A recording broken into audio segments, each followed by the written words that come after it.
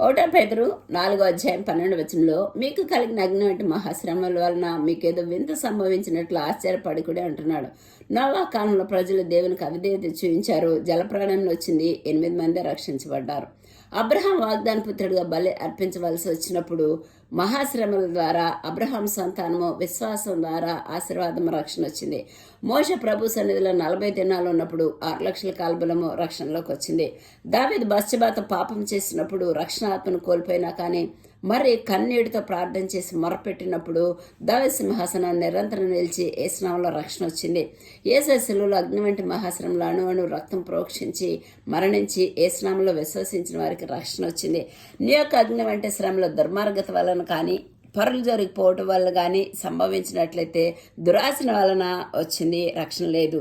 కానీ దేవుని నామం నిమిత్తము నువ్వు హింసించబడినప్పుడు రక్షణ, నిత్య జీవము, జీవ కిరీటం వస్తుంది.